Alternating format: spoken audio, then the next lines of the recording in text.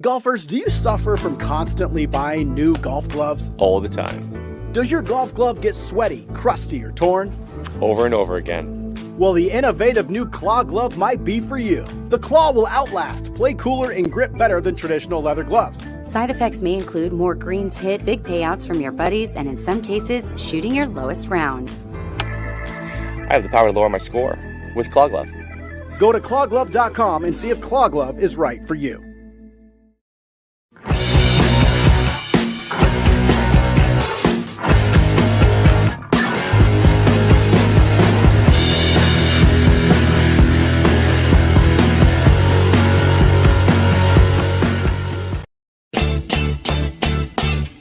Having a corporate or charity golf event? Backswing Golf Events can supply your tournament with personable, professional golfers to entertain and fundraise on the golf course.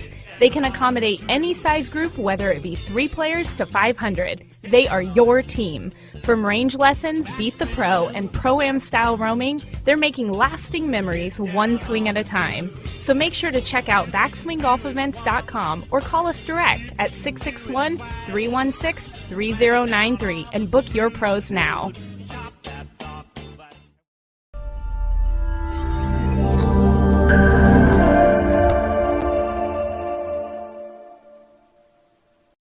Good morning, everyone. Welcome to On Par with Amanda. I want to welcome in Mr. Biggs. Where are ya? Hey, there I am. Hello, Yeah. Mr. Biggs. How are you? I'm good.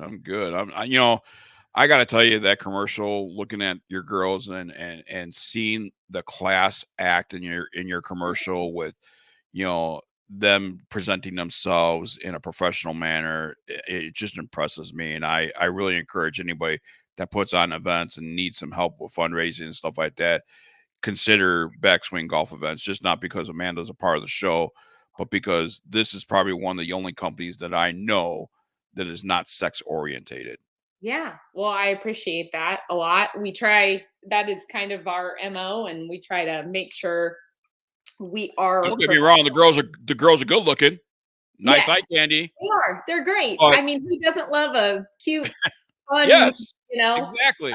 Bombshell out there? But at the same time, no, they are professional golfers, and that really, we take pride in letting that shine through first.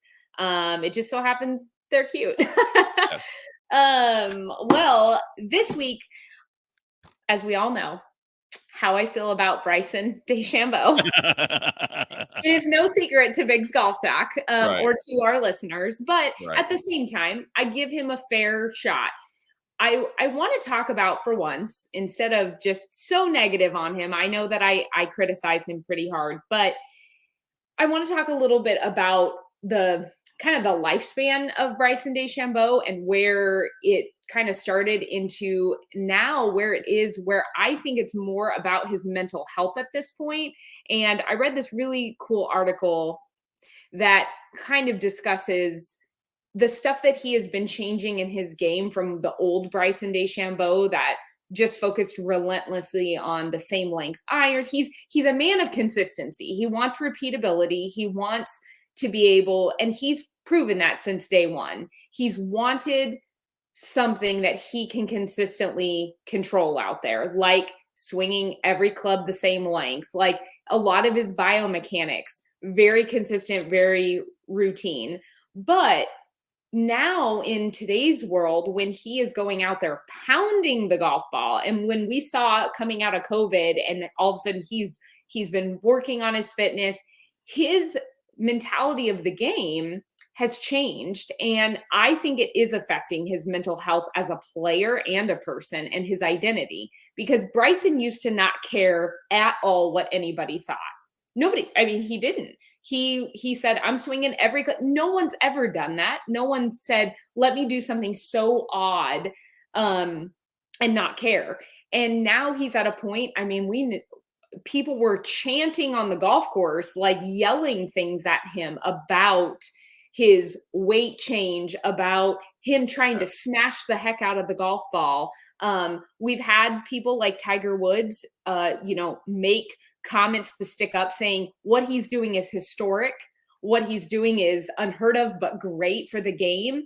But I don't know that everyone sees it that way. I really don't. And I think a lot of people, especially, and Bryson has said, for golf purists who see the game for what it was and what they want to hold on to, they don't like him trying to modernize the game with beating the hell out of the golf ball. So, Biggs, I want to start by asking you, we know where you stand somewhat because we've talked about Bryson in the past, but do you feel that he's sustainable physically and or mentally for the next 15, 20 years? It's a great question. I always have been very open about how he's bulked up too quickly.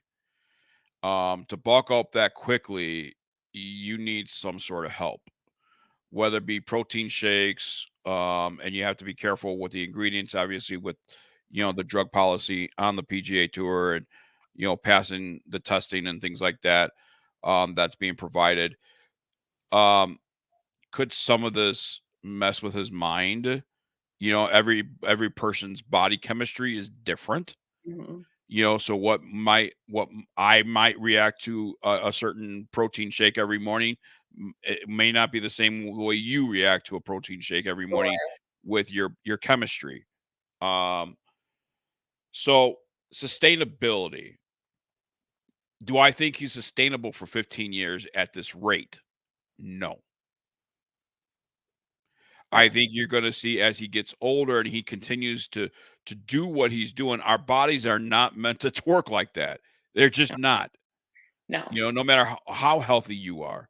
You see bodybuilders now as they get older suffering from, back pain and needing new knees and new hips and, shoulder surgeries and neck surgeries and careers cut short. I mean, in the sports entertainment industry, as far as WWE wrestlers and things like that, who are forced to bulk up and get muscled up and things like that. Kurt Angle, gold medalist in the Olympics, had neck surgery, ended his career, and you think because they are in the best shape of their life, right, that they should be able to sustain themselves. Sure.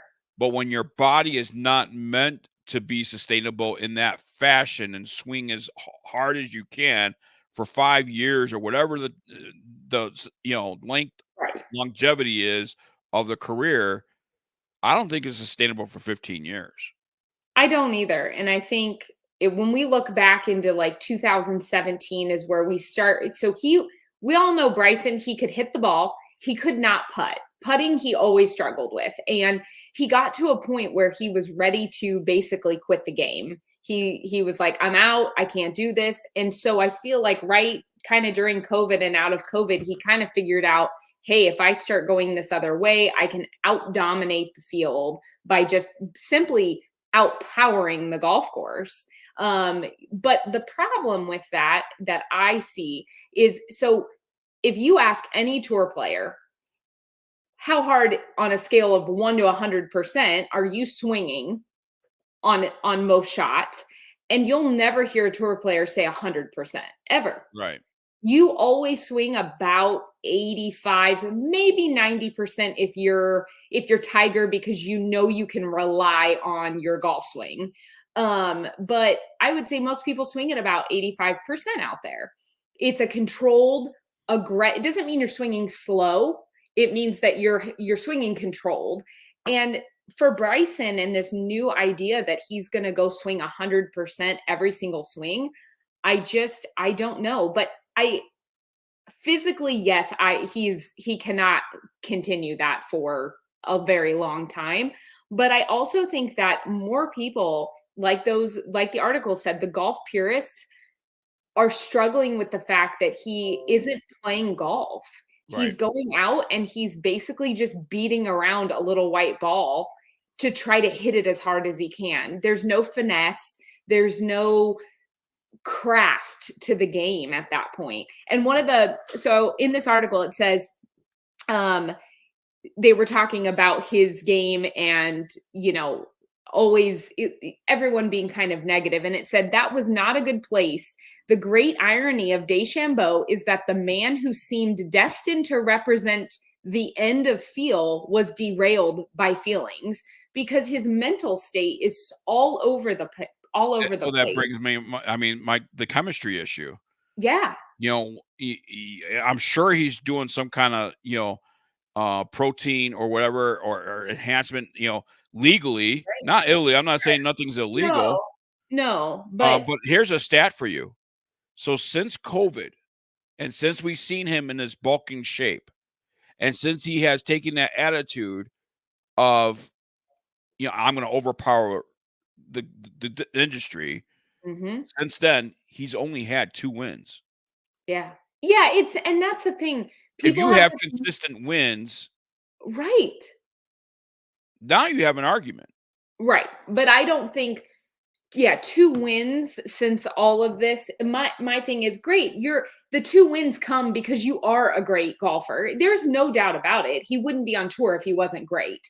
But my kicker is that he's not, by outpowering and trying to overtake a golf course, you don't win with that. My mistake. It's 3 wins. 3 wins. Okay. Rocket Mortgage Classic, U.S. Open, and the Arnold Palmer Invitational in 2021.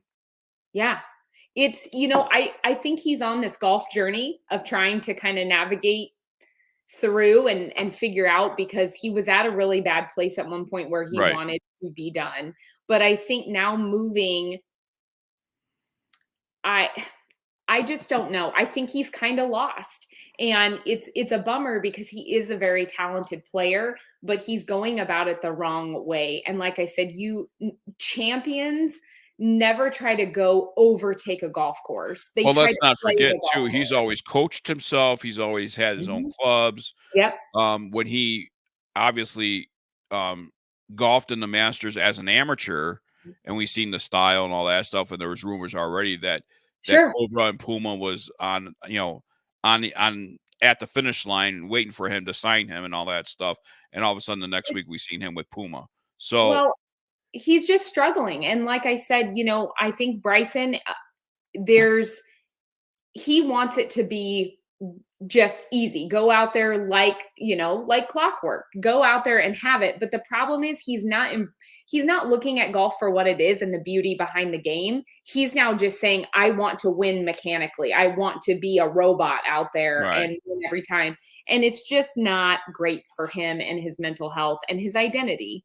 Right. So we are out of time, but thank you, Biggs, for joining me this week. Appreciate it. And for those of you that at home, make sure you tune in and follow me on A. Robertson Golf on Instagram, right into Biggs Golf Talk.